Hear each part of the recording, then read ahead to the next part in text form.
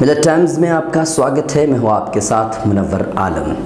हिंदू मजहब नाम है अमन का, आष्टी का। कहा जाता है कि हिंदू मजहब में जानवरों तक को मारना महापाप समझा जाता है, लेकिन कुछ लोग हैं और कुछ ऐसी संस्थाएं हैं जो मजहब के आड़ में और मजहब के नाम पर दहशतगर्दी के अड्डे चलाते हैं और दहशतगर्दी की तालीम देते हैं, जिसमें आरएसएस, बजरंग दल और हिंदू युवा वाहिनी परिषद जैसी बड़ी तंजीमों का नाम शामिल है। गुज़िश्ता जुमा को वैभव रावत नामी एक शख्स को गिरफ्तार किया गया, जिसका संबंध सनातन संस्था से है। इसके घर से, इसकी दुकान से बम मिले हैं और कई बम बनाने के सामान भी बरामद किए गए हैं। अब सवाल ये उठता है कि ऐसी मजहबी संस्था जहां पर मजहब की तालीम दी जाती हो, पूजा पाठ का तरीका बताया जाता हो, ऐसी मजहबी संस्था में बम का मिलना और बम बनाने का सामान का मिलना आखिर किस बात की तरफ इशारा है? इसी पर देखते हैं एक खास रिपोर्ट। 2014 के बाद हिंदुस्तान की सूरत पूरी तरह से बदल गई है। मजहब के नाम पर दहशतगर्दी को इतना बढ़ावा मिला है कि जब चाहे जिसे चाहे मारने की आज़ादी लोगों के पास है, बस उज़्र होनी चाहिए मजहब की। बीजेपी सरकार के बनने के बाद भाईचारा, हिंदू मुस्लिम भाईचारा जैसे हिंदुस्तान से ख़त्म करने की सरकार ने कसम ही खा रखी है। मजहब के नाम पर कर रहे गुंडागर्दी खुलेआम लोग घूम रहे हैं, कभी गाय के नाम पर तो कभी मंदिर के नाम पर। कांवड़ यात्रा के दौरान कांवड़ियों ने जो उपद्रव मचाया वो सोचने के काबिल है और सरकार कुछ ना कर सकी। पुलिस ने फूलों से स्वागत भी किया और योगी आदित्यनाथ ने तो जैसे कांवड़ियों को कुछ भी करने का आदेश ही दे डाला। अब कांवड़ी बड़ी हैरानी हो रही थी और वो आवाज उठती थी कि जितने कांवड़ यात्री जाएंगे, जितने समूह जाएंगे, कोई माइक नहीं बजेगा, कोई डीजे नहीं बजेगा, कोई बाजा नहीं बजेगा। तो मैंने कहा वह कांवड़ यात्रा है या शव यात्रा है? स्वागत का जवाब तो देंगे ही। वहीं दूसरी तरफ सनातन संस्था अपने मजहब के आड़ में दहशतगर्दी पर उतारू है।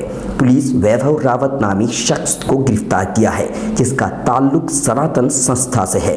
वैभव रावत के घर और दुकान से कई बम और बम बनाने का सामान बरामद हुआ है। सवाल ये है कि एक धर्म की संस्था के पास इस तरह का बम और बम बनाने वाले सामान की क्या ज़रूरत? ये पहला और आखिरी वाक़या नहीं है। इससे पहले भी कई बार सनातन संस्था का नाम कई केसों के साथ जुड़ चुका है। 2007 में थाने, पनवेल और वाशी में हुए बम धमाकों में भी संस्था का नाम जुड़ा था। 2009 में गोवा में बम धमाके हुए, इसमें भी संस्था का तार जुड़ा।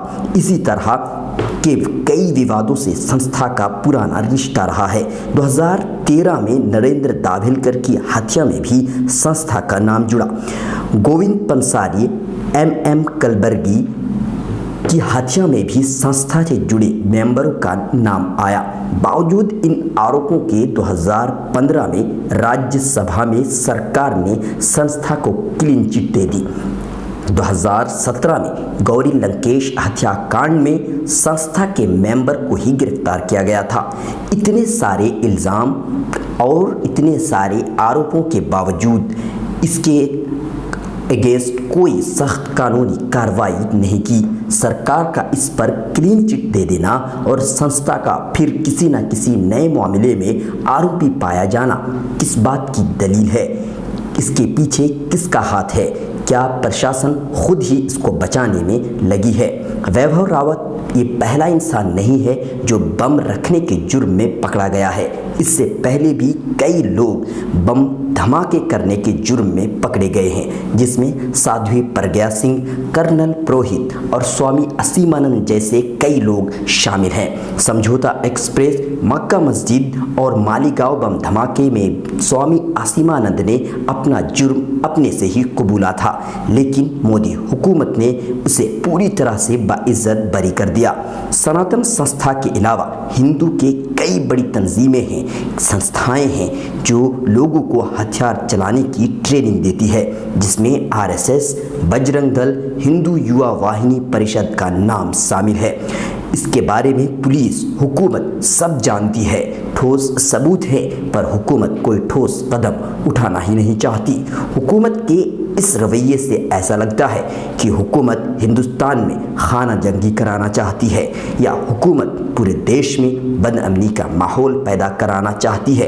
अब देखना ये होगा कि आगे हुकूमत क्या चाहती है और हिंदुस्तान में क्या माहौल बनता है। ब्यूरो रिपोर्ट, मिल्लत टाइम्स। ताज़ा तरीन खबरों के लिए लॉग ऑन कीजिए www.millattimes.com। ये प्रोग्राम देखने के लिए आपका शुक्रिया।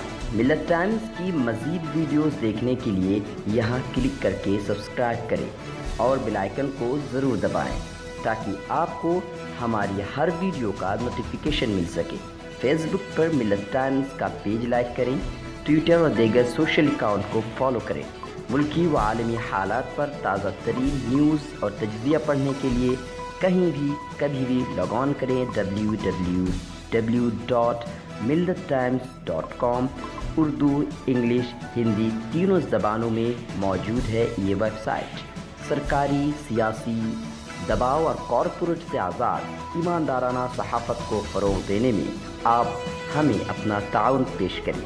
तफ़सीलात डिस्क्रिप्शन में है।